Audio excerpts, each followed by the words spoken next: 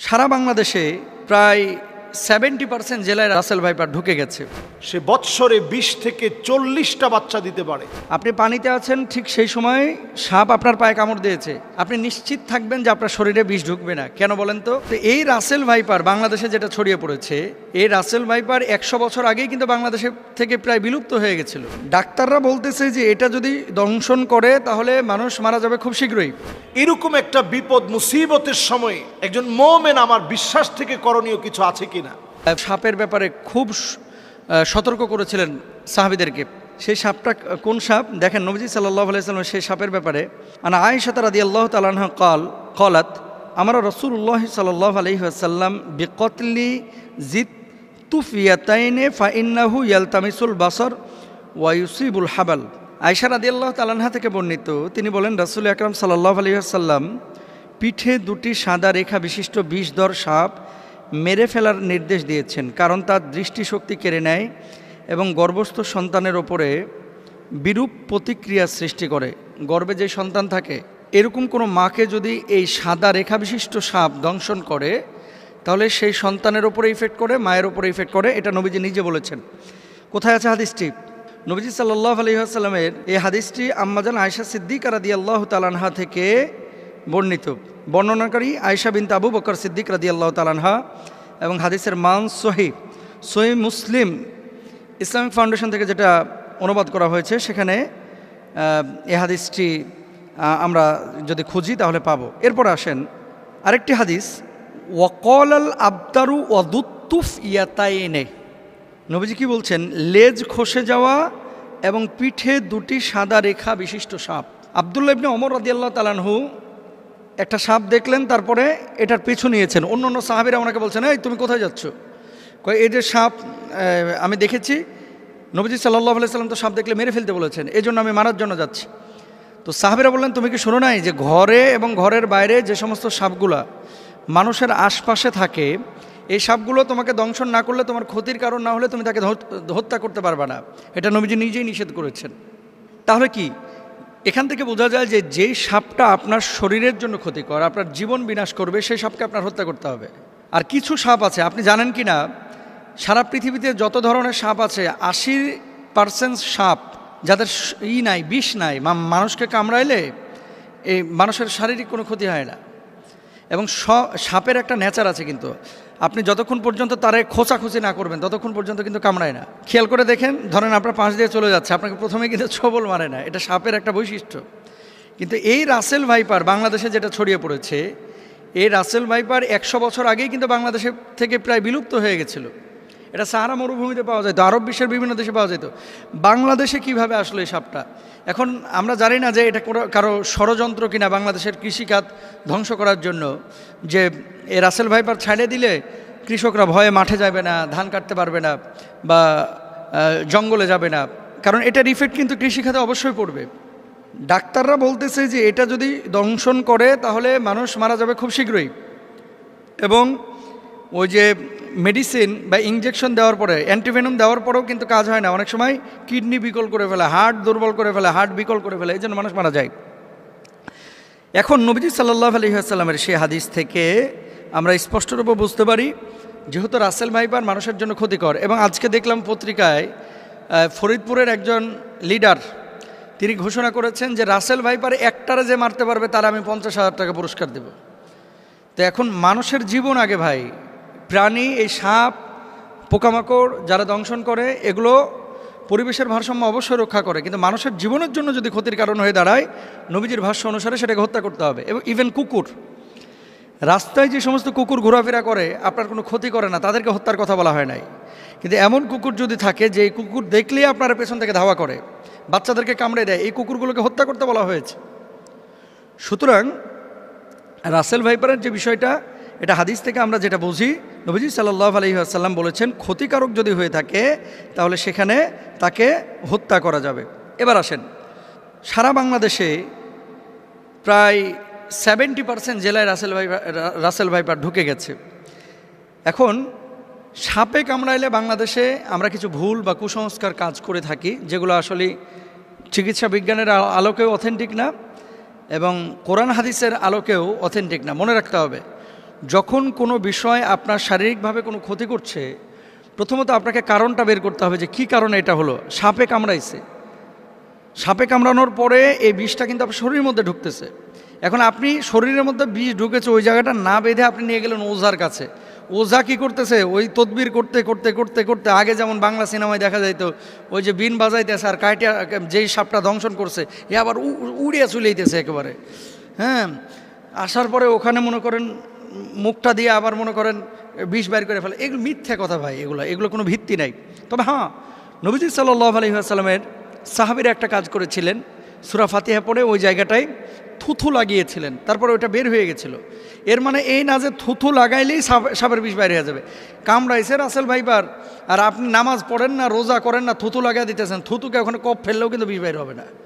এগুলো খেয়াল রাখতে হবে। তাহলে আপনার করণীয় কি? আপনাকে যাইতে হবে ডাক্তারের কাছে। আপনি ডাক্তারের কাছে যান, যাওয়ার পরে আপনি চিকিৎসা নেবেন। আর ওঝা, তারপরে বিন বাজানো, এ সমস্ত জিনিসগুলো অথেন্টিক যেহেতু না, যেই জায়গাটায় অথেন্টিক বা কারো কাছে এমন কোনো মেডিসিন থাকলে আপনি সেই জায়গাটায় চিকিৎসা নিতে পারেন। আবার আমাকে ভুল বুঝেন না, ঝাড়ফুঁক ইসলামে কিন্তু জায়েজ, কিন্তু কবিরাজির নামে এই যে বিন বাজাইতে বাজাইতে সাপকে দৌড়ায় নিয়ে আসা। আচ্ছা ভাই, সাপ এখানে কামড়ানোর পর কি বসে থাকে? বুঝছেন কথা?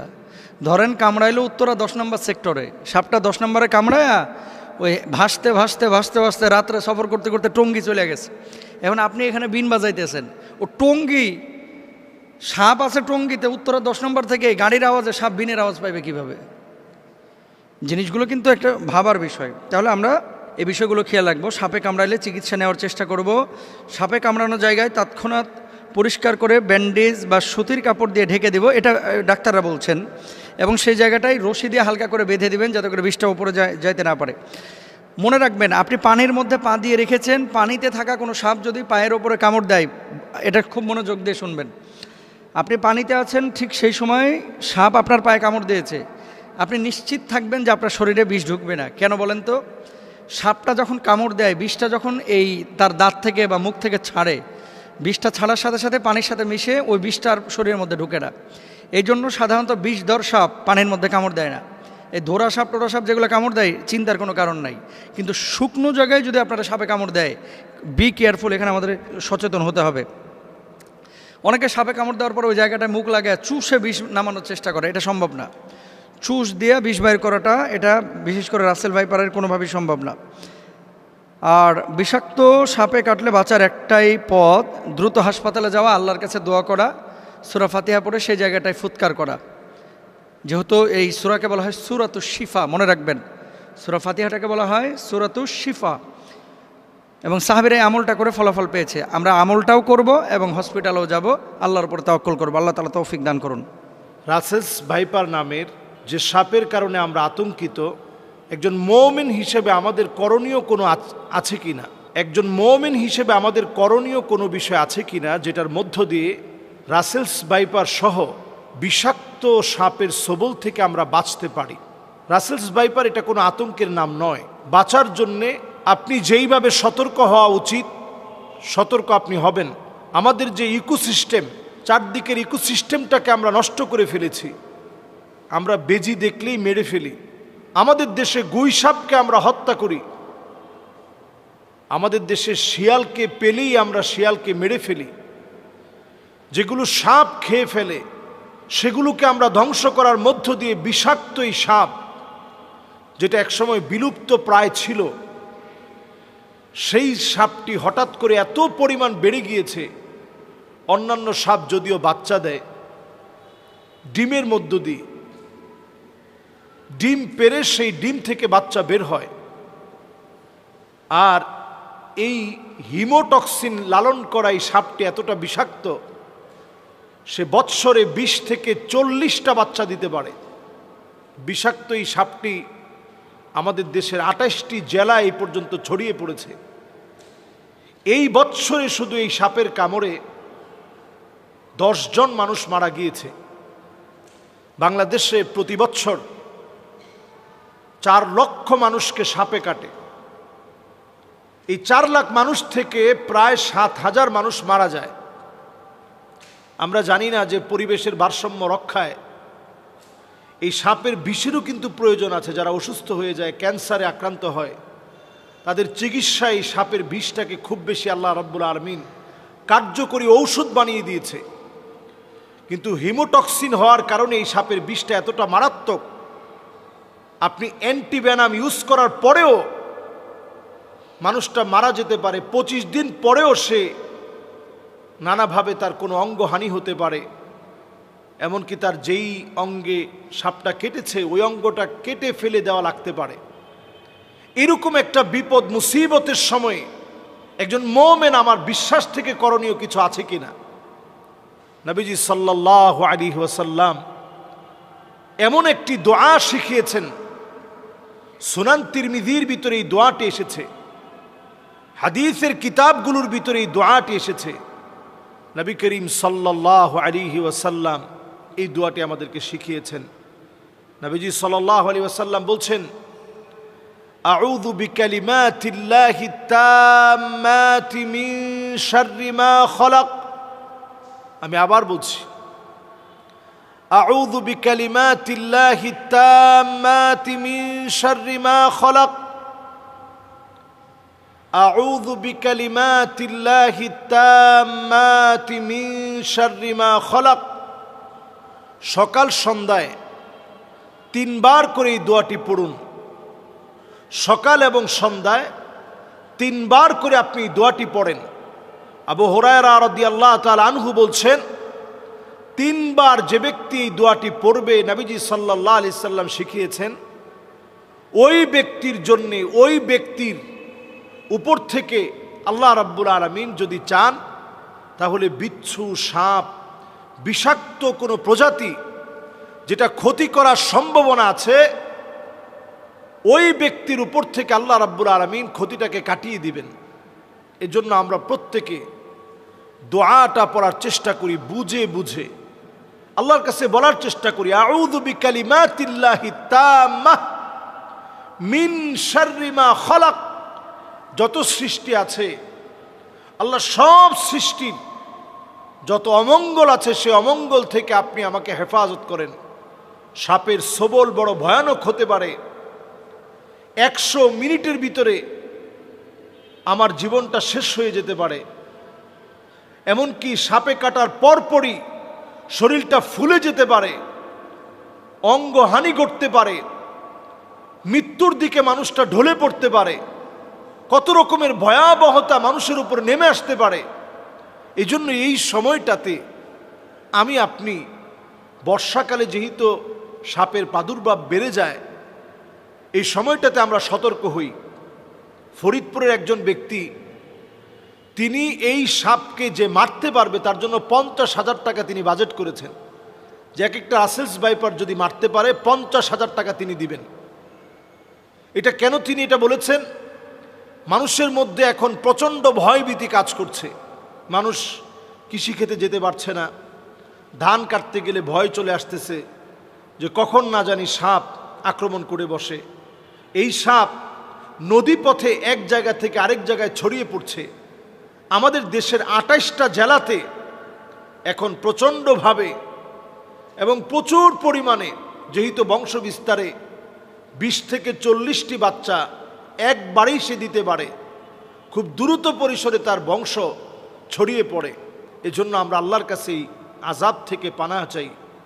এবং এই সাপের ভয়াবহতা দেখার পরে রাসেলস ভাইপার অথবা চন্দ্রঘোড়া সাপ, দেখবেন চাঁদের মতো ছোপ ছোপ থাকে, এই চাঁদের মতো ছোপ ছোপ দেওয়া সাপটা আমাদের ঘরের আশেপাশে আঙিনায়, এই সাপের ভয়াবহতা থেকে বাঁচতে এমন কিছু উদ্ভিদ আছে যেই গাছগুলোর ঘ্রাণ, যেই গাছগুলো লাগানোর পরে এর ঘ্রাণ সাপ গ্রহণ করতে পারে না, সহ্য করতে পারে না। এই ধরনের গাছগুলো বেশি লাগানো। এমন কিছু গাছ আছে যেই গাছগুলো সাপ অনেক বেশি পছন্দ করে, এর মধ্যে লেবু গাছ, এবং আমাদের এমন কিছু ফুলের গাছ আছে যেই গাছগুলো দেখবেন সাপ খুব পছন্দ করে। লেবু গাছটা খুব পছন্দ করে কেন? কারণ লেবু গাছের দেখবেন আশেপাশে বিভিন্ন জায়গাতে অনেক সময় ইঁদুর থাকে, ব্যাঙ থাকে। এই যে ইঁদুর আর ব্যাঙ যেই জায়গার মধ্যে বেশি বেশি আসে, এমন সব জায়গার ভিতরে আপনি দেখবেন যে কোনো মুহূর্তে এই রাসেলস ভাইপার সহ বিভিন্ন সাপ এই জায়গাতে বাসা বানায় এবং এর আশেপাশেই বিভিন্ন সময়ে লুকিয়ে থাকে। তো অন্যান্য সাপগুলো স্বভাবত মানুষকে দেখলে ভয় পেয়ে যায় এবং সে চলে যেতেই চায়, কিন্তু রাসেলস ভাইপার এটা এমন আতঙ্কের নাম হয়ে দাঁড়িয়েছে যেটা মানুষকে গায়ে পড়েই কামড় দিতে চায় এবং ভয় দেখানোর জন্য এটা দেখবেন ঠিক প্রেসার কুকারের মতো আওয়াজ করে, মানুষ প্রচণ্ড যেন ভয় পেয়ে যায়। এজন্য আমি বলবো যে সাপকে আপনি মারার আগে একটু সতর্ক হবেন, অন্তত 3 বার বলবেন যে তুমি যদি জিন হও তাহলে চলে যাও, জিন হও তাহলে তুমি চলে যাও, জিন হও তাহলে চলে যাও। এরপরে আপনি যদি রাসেলস ভাইপার এই জাতীয় কোনো সাপ যেটা মানুষের জন্য বড় আতঙ্কের বিষয় হয়ে দাঁড়িয়েছে, আপনি এটাকে পেলে মেরে ফেলবেন।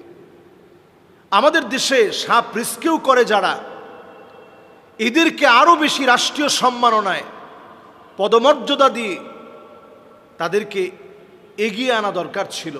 এই মানুষগুলো দেশের এই সাপের মধ্য দিয়ে, এই সাপের বিষ দিয়ে যে মেডিসিনগুলো তৈরি করা যায়, এটা দিয়ে কিন্তু আমাদের দেশ অর্থনৈতিকভাবে স্বাবলম্বী হতে পারত। এবং এই সাপগুলো বিভিন্ন মানুষের রোগ মুক্তির কারণ হিসেবে আল্লাহ তাআলা কোনো কিছু কিন্তু অনর্থক দেন নাই, সব কিছু আমাদের জন্যই আল্লাহ তাআলা দিয়েছেন। তো এটা আমাদের জন্য মুক্তির কারণ হতে পারত, এটা আমাদের জন্য বরং ক্ষতিকারক না হয়ে এটা আমাদের জন্য উপকারী হতে পারত। আল্লাহ রাব্বুল আলামিনের কাছে আমরা ফরিয়াদ করি আমাদের দেশের এই ভয়াবহতা থেকে আল্লাহ যেন আমাদেরকে হেফাজত করেন।